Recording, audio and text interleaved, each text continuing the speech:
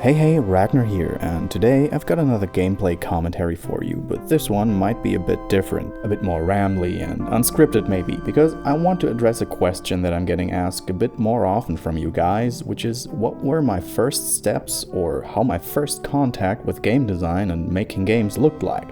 So I've decided to tell you a few anecdotes from way back in my childhood where it all started for me. And to make it not completely boring and self-centered, towards the end, I'm gonna do something I've been thinking about a lot for a while, and that is bringing some community involvement to this channel. You'll see, bear with me. But generally, in this commentary, I'm gonna tell you a bit more about myself. In the background, I'll be playing one of my favorite games of all time, which also makes some sense in the context of what I'll be talking about. And this game is Indiana Jones and the Fate of Atlantis by LucasArts. And I'll be doing the team path together with Sophia, and I'm gonna find the Moonstone on Knossos and gain entry to the Hidden Labyrinth. Alright, so I wanted to talk about my first contact with making video games, or games in general. And I really mean my first contact. I won't go into anything professional, but really just childhood memories and how I became fascinated with games up to a point that I wanted to make my own. So even when I was very young, I always was struck with the creator's curse, or the creator's blessing, or the creator's drive, call it what you will. What I mean is the character trait that when you see something that fascinates you, you're not satisfied with just consuming it passively, but your mind instantly starts thinking about how you can do this on your own. For example, when I saw somebody play lovely melodies on the piano, I instantly looked for ways to play the piano myself. When I read a novel that captivated me, I instantly started writing my own short stories, and that was already the case when I was very young. I'm talking about 6 or 7 years.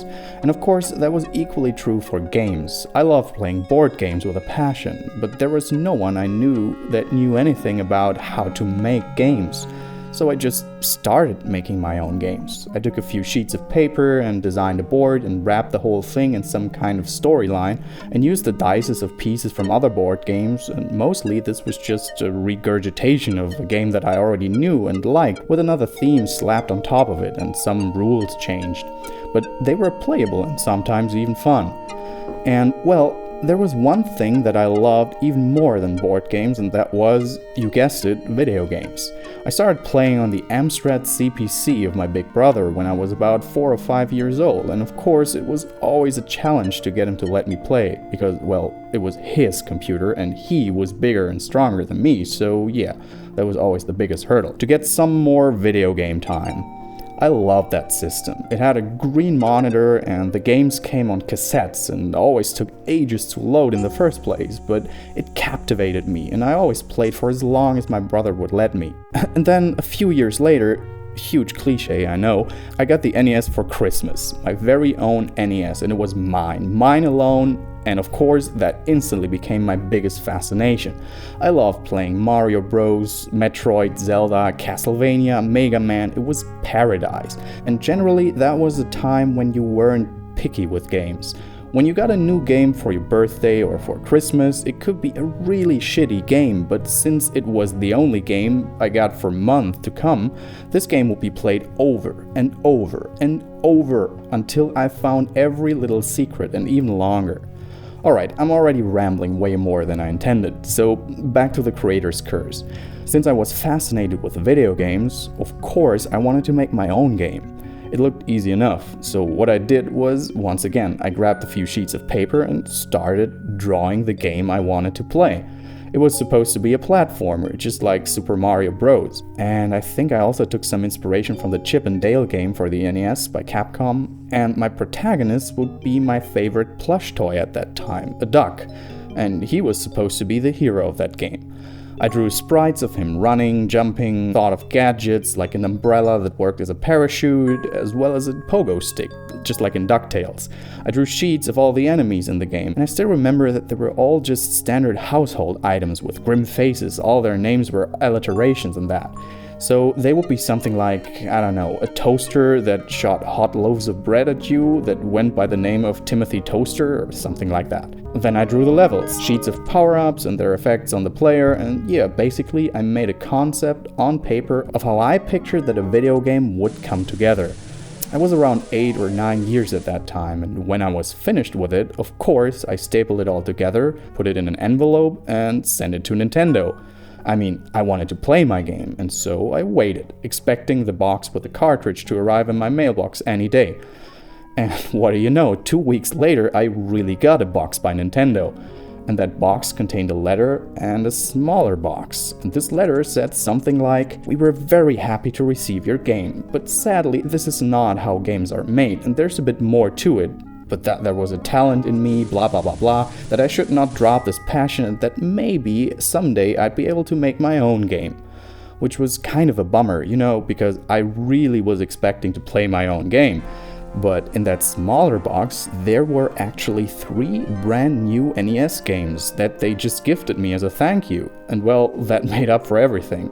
If I remember it correctly, those games were A Boy and His Blob, Hudson's Adventure Island, and Zelda 2. And as I said, it was usually a big thing if I got only one game for my birthday or something. So this was probably the best thing ever. I got 3 brand new games directly from Nintendo for sending them my stupid concept of a game, even if they didn't make my own game, you know? But yeah, that stuck with me. Travel further a few years, I was about 12 or 13 years, and at that time the N64 was a thing, but it was actually the first generation of Nintendo consoles that I didn't own, because I became a PC user then. I don't really know how exactly the transition started, but I remember that my father had a PC and that someday I got really fascinated by classic point-and-click adventures. That started with the game you're seeing here right now, Indiana Jones and the Fate of Atlantis. I played so much on my father's PC that he eventually got annoyed of shooing me away and that he bought me my own PC that day. It was a 486 with 100 MHz, 8 MB of RAM, and an 800 MB hard drive. And I remember that the guys in my class were completely blown away and said things like, "Dude, you're insane, 800 megabytes, it's nearly impossible to ever fill up that hard drive." So that quickly became my #1 video game device, and one day a classmate came to me and gave me a floppy disk and told me that it contained a programming language with which I could make my own video games. So I couldn't wait to get home and try this out. This programming language was QBasic, a basic form of the basic language. Does that make sense? And of course I had no idea where to begin. But he had added a few demo programs, and the games on that disc were, plain and simple, text adventures.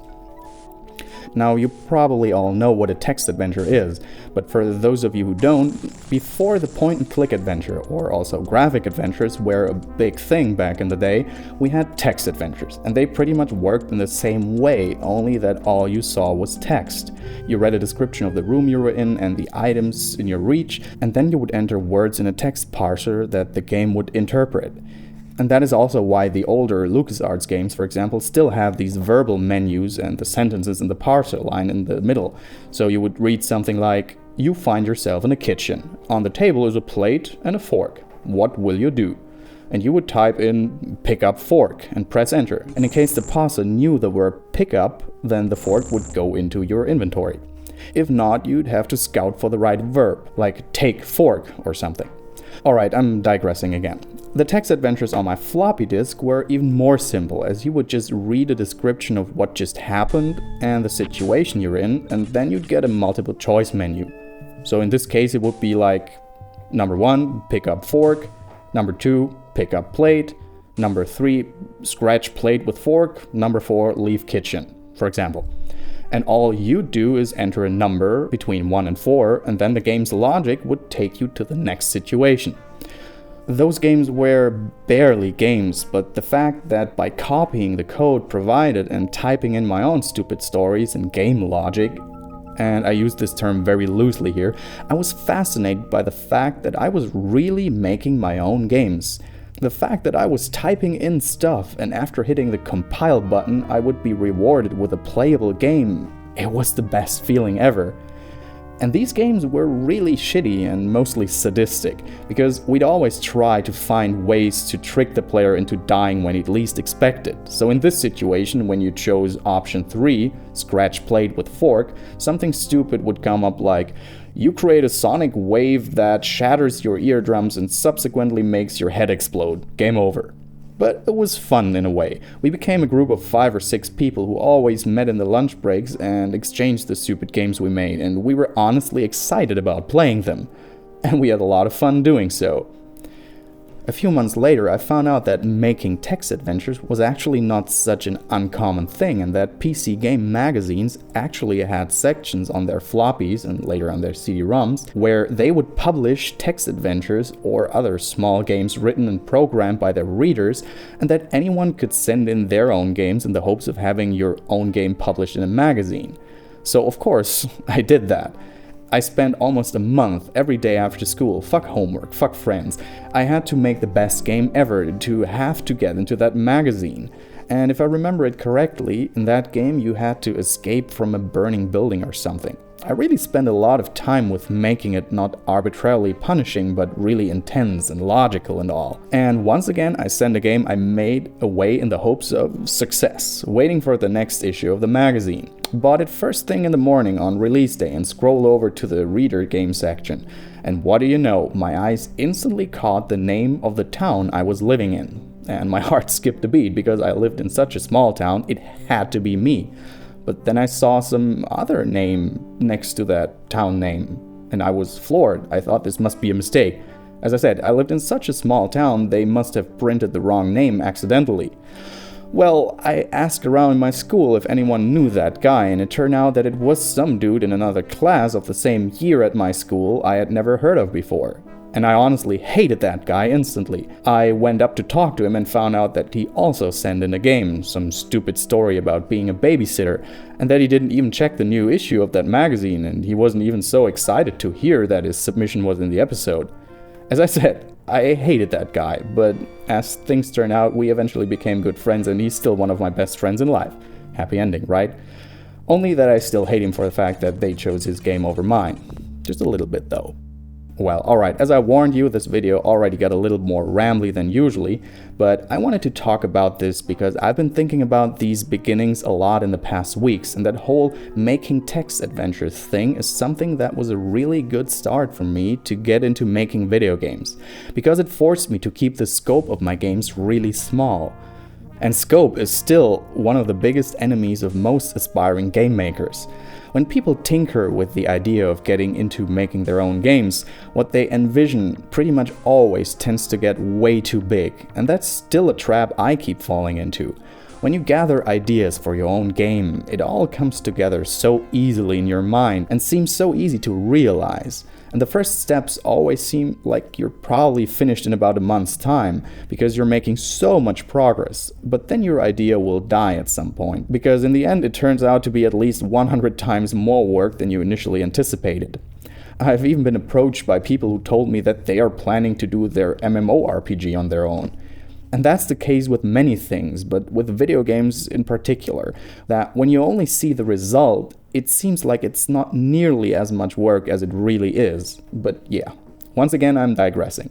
That's why the idea of text adventures kind of fascinated me the last weeks, because it's a very, very simple way of really getting into making a video game, not having to spend lots of time with learning how to code, creating lots of art, but just getting to the meat and potatoes of creating your own short, very compact but playable interactive story as an exercise.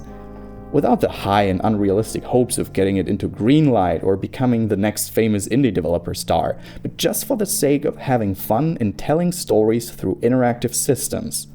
So I've been scouting around a bit, because QBasic is hardly state-of-the-art to make text adventures nowadays, and as I expected, there are a few very simple and approachable tools that allow you to easily make your own interactive adventures with practically no coding effort at all. One that I personally enjoyed a lot was textadventures.co.uk.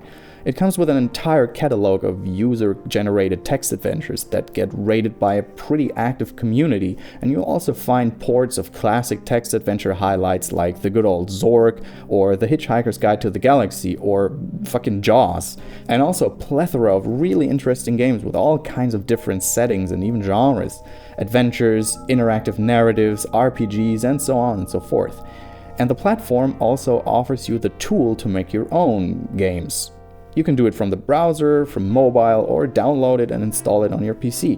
And this is where a little idea that has been lingering in my mind for quite some time now comes into play. Because I always wanted to make an episode about games my viewers have made. There have been a lot of people sending me games they've worked on, and I really enjoy these mails a lot. But I also thought a lot about that it doesn't really help them a lot, other than I can say that I had genuine fun in playing those games. So here's my offer to you guys. Let's make some text adventures. If you want to use this as a little exercise or maybe just for fun, go over to textadventures.co.uk, or by all means work with the tool you prefer for yourself and start making a small interactive story. Something you'll have fun in realizing and that can be finished in a small amount of time. And when you're happy with it, send it to me. To viewergames@RagnarRox.com, and I'm gonna show them off in a commentary episode a few months down the road that is entirely dedicated to games that you guys have sent me. Please add your name or the nickname you want to be known by and a few words about you and your game in the email so I have a general idea of what to expect. I myself will also be working on a small and hopefully engaging text adventure myself in my spare time, and I don't know if it feels like a stretch, but if you think this could be enjoyable, go ahead and participate. And by all means, if you have been working on some other game for a long time and want me to show and talk a few lines about it in this upcoming episode, maybe if you're in a Steam greenlight process and need a few more votes to get that greenlight, also feel free to send me your games and I'll hopefully be able to talk about it in a future commentary. Now, this is an experiment, and I have no idea if this is gonna be really embarrassing and awkward because in the end no one will participate, or if I'll get flooded with text adventures and other games so massively that I don't stand a chance of showing them all in one episode. We'll just see, shall we? I will keep you updated on this on my Facebook, so if you're not following me there already, I'd recommend you do so. I think that's it for today. Please tell me what you think about this more vloggy, rambly style of commentary. Tell me what you think about this community interactivity exercise idea, and tell me about your first steps in making video games in the comments as well.